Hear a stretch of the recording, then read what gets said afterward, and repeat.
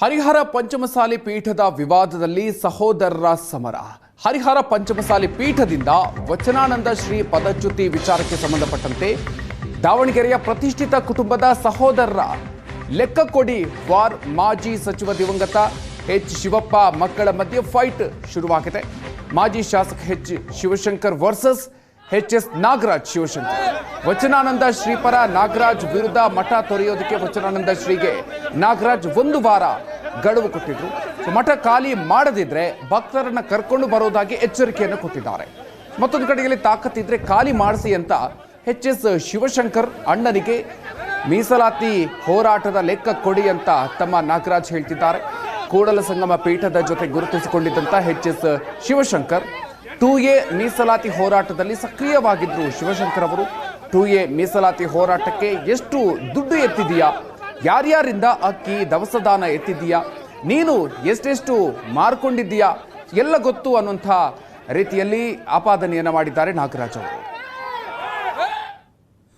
ಎರಡು ಪೀಠದಲ್ಲಿದ್ದಾರೆ, ಅದಕ್ಕೆ ಅವ್ರನ್ನ ನಾವು ಉಚ್ಚಾಟನೆ ಮಾಡ್ತೀವಿ.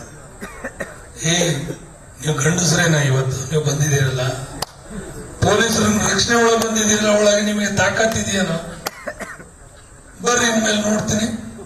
ನಾನು ಒಳಗೆ ಬಂದಿದ್ದೀನಿ, ನೀವು ಹೊರಗೆ ಹೋಗಿದ್ರಿ, ನಿಮ್ದು ಅಷ್ಟೇ.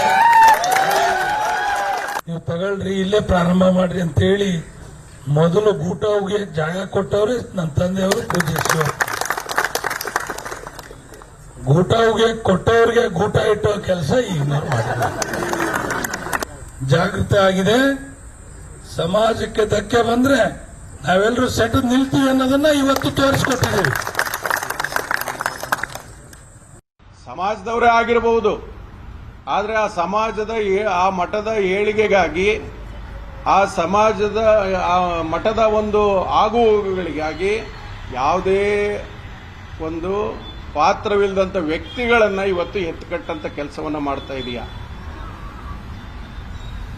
ನಿನ್ನ ಉದ್ದೇಶ ಏನು? ಇವತ್ತು ಇಷ್ಟು ದಿವಸ ಇಲ್ಲದ್ದು ಈಗ ಸಮಾಜದ ಬಗ್ಗೆ ನೀವು ವ್ಯಾಮೋಹ ಬಂದಿದೆನ? ಇವತ್ತು ಮಠದಲ್ಲಿ ಕುತ್ಕೊಂತೀರಿ, ನಾ ಮಠ ಬಿಟ್ಟು ಹೋಗಲ್ಲ ಅಂತ ಹೇಳ್ತೀರಾ? ಇದು ಸಾಧ್ಯವಿಲ್ಲ. ಇವತ್ತು ಲೆಕ್ಕ ಕೊಡ್ರಿ ಅಂತಂತ ಯಾವುದೋ ಒಂದು ಗುಂಪನ್ನು ಎತ್ಕಟ್ಟಿದೆಯಲ್ಲ, ಆ ಒಂದು ಲೆಕ್ಕ ಕೊಡೋ ಸಮಿತಿ ಅವರು ಲೆಕ್ಕ ಕೊಡಾರಲ್ಲ. ಅವರು ಇವತ್ತು ಎಲ್ಲೆಲ್ಲಿ ಅವಕಾಶ ಇದೆ ಅಲ್ಲಲ್ಲಿ ಗುಳುಂ ಮಾಡೋಂಥ ಒಂದು ಅದು ತಂಡ.